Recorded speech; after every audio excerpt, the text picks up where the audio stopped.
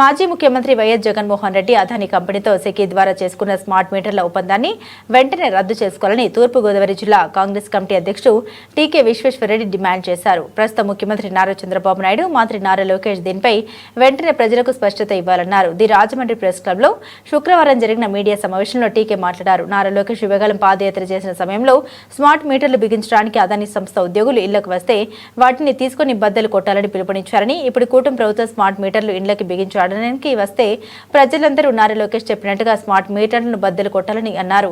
ఇళ్లకు, commercial కాంప్లెక్స్లకు smart మీటర్లు బిగించడం వల్ల చాలా ఇబ్బందులు ఎదురవుతాయన్నారు. అదాని తాలూకా మనుషులు వచ్చి ఇంటింటికి స్మార్ట్ మీటర్లు బిగించున్నారు. మరి ఇది చాలా దారుణం. ఎందుకంటే స్మార్ట్ మీటర్ బిగించడం అంటే మన స్మార్ట్ ఫోన్కి ఛార్జింగ్ చేయించుకునేలాగే మన స్మార్ట్ ఫోన్ కొనుక్కుంటాం, ఎంత డబ్బులు కావాలంటే అంత డబ్బులు ఛార్జింగ్ చేయించుకుంటాం, ఛార్జింగ్ అయిపోయాగానే మళ్ళీ ఛార్జింగ్ చేయించుకోవాలి. ఇప్పుడు ఈ ఆదాని పెట్టే స్మార్ట్ మీటర్లు కూడా అదే టైపు. ముందే డబ్బులు కట్టేయాలి, ఛార్జింగ్ చేయించుకోవాలి, అయిపోయిన వెంటనే కరెంట్ పోతుంది, మళ్ళీ డబ్బులు కట్టి ఛార్జింగ్ చేయించుకోవాలి.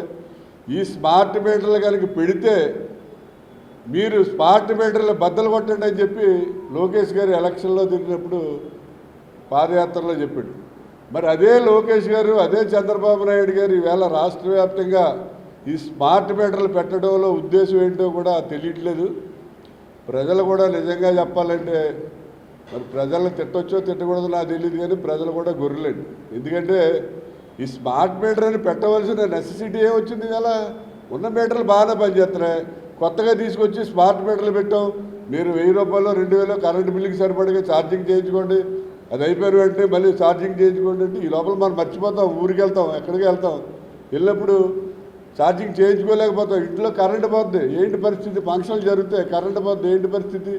ఈ రకంగా స్మార్ట్ మీటర్లు అనేవి బిగించి మరి ప్రజలకే, మన రాష్ట్ర ప్రజలకే తీరని ద్రోహం చేస్తున్నారు ఈ చంద్రబాబు నాయుడు గారు కానీ లోకేష్ గారు కానీ. మరి దీన్ని తీవ్రంగా వ్యతిరేకిస్తున్నాం.